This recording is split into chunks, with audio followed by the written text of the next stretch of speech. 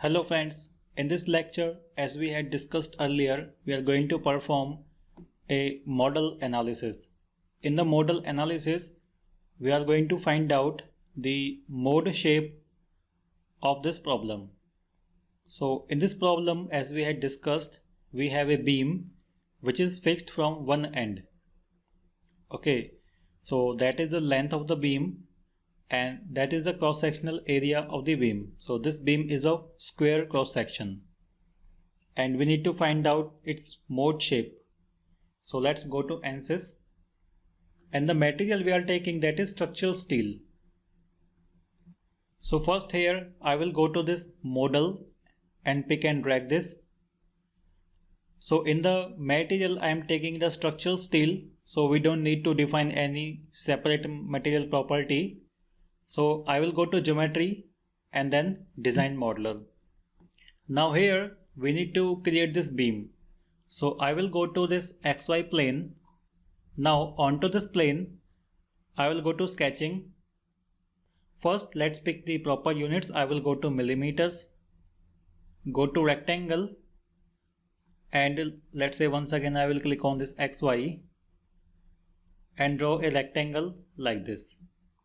Go to dimension and pick this dimension and the second dimension.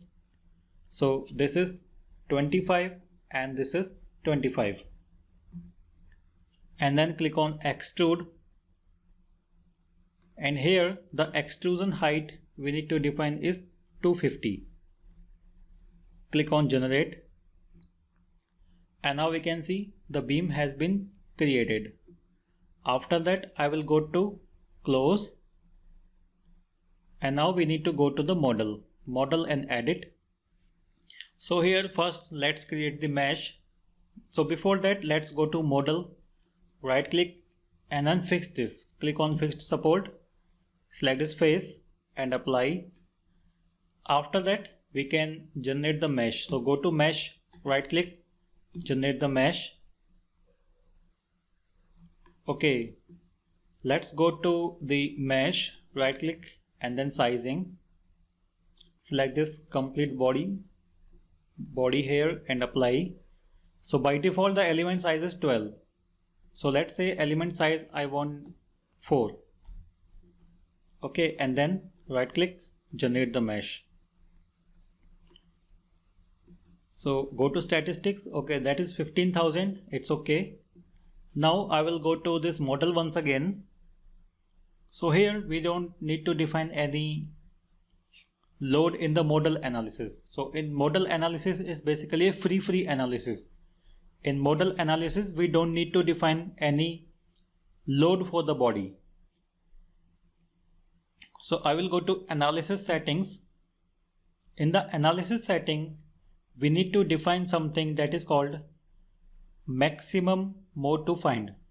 So we need to define the mode shape, how many mode shapes we want. So let's say I want to find out mode shape up to 25. Okay, and then in the solver type, as we have already discussed, we have direct, iterative, unsymmetric, etc. I'm selecting program controlled. Select the solution, right click, solve.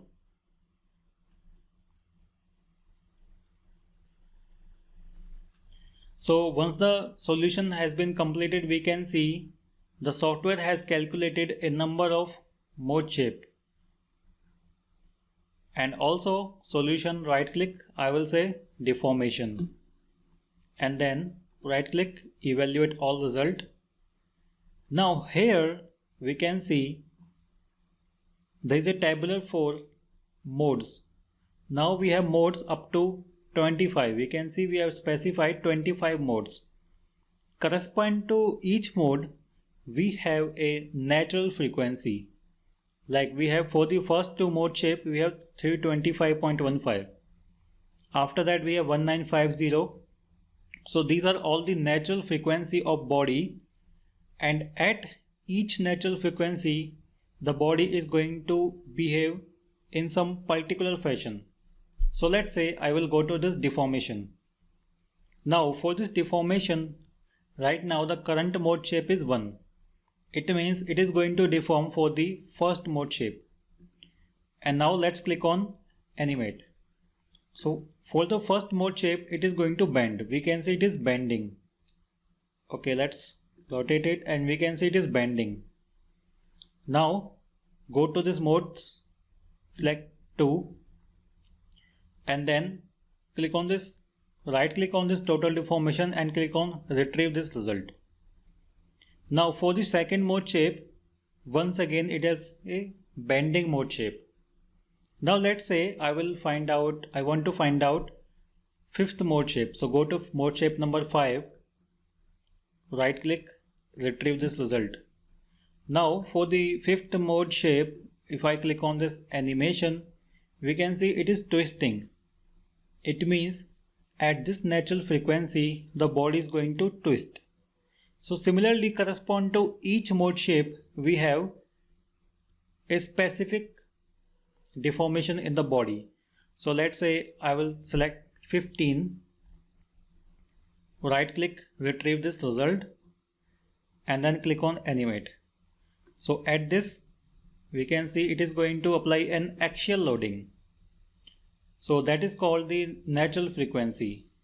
I can also go to this solution information, and here we can also find out the natural frequency. We can see for each mode shape it is specifying the corresponding value of natural frequency.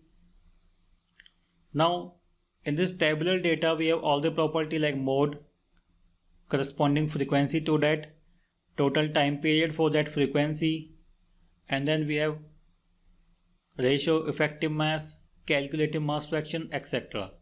So we can find out all these values.